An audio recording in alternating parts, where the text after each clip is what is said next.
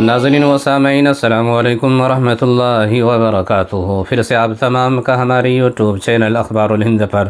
استقبال ہے، خوش آمدید ہے۔ الیکشن رزلٹ کے بعد اور نتائج کے بعد حضرت مولانا سید ارشد مدنی صاحب دامت برکاتہم العالیہ کا پہلا بیان سامنے آ گیا ہے۔ علماء ہند کے صدر حضرت مولانا سید ارشد مدنی صاحب دامت برکاتہم نے کہا ہے کہ لوک سبھا انتخابات کے بعد ہندوستان میں آنے والے نئی سیاسی انقلاب میں مسلمانوں نے بہت اہم کردار ادا کیا ہے، اور یہ کہ اگر مسلمانوں نے متحد ہو کر ووٹ نہ دیا ہوتا تو یہ نتائج نہ آتے۔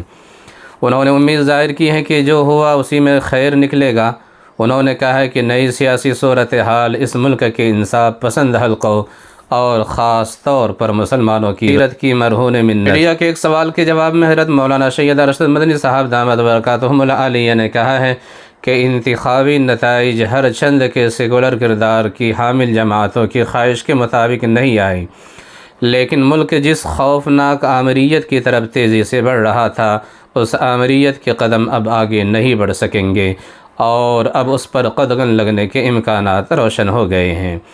انہوں نے مزید کہا کہ اب یہ اپوزیشن کے اتحاد کی ذمہ داری ہے کہ وہ پارلیمنٹ میں ایک مضبوط اپوزیشن کا کردار ادا کرتے ہوئے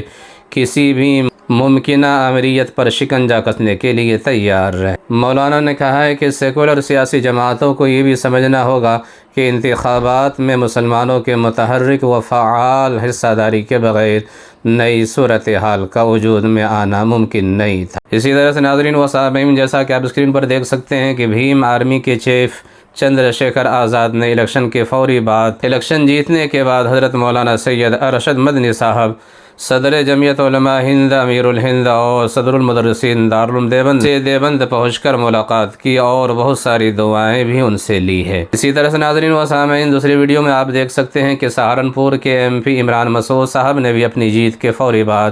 مدرسہ مظاہر العلوم سہارنپور حاضری دی اور خانقاہ شیخ الحدیث حضرت مولانا زکریا رحمۃ اللہ علیہ کے سجادہ نشین حضرت اقدس مولانا محمد عثمان صاحب دامت برکاتہم العالیہ فرزند حضرت مولانا سلمان صاحب رحمۃ اللہ علیہ سے ملاقات کی اور دعاؤں کی درخواست کی ویڈیو آپ دیکھ سکتے ہیں۔ ناظرین و سامعین، آپ سے گزارش ہے کہ اس طرح کی ویڈیو حاصل کرنے کے لیے، دیکھنے کے لیے آپ ہمارے چینل کو سبسکرائب ضرور کیجئے اور ویڈیو کو زیادہ سے زیادہ شیئر کیجئے۔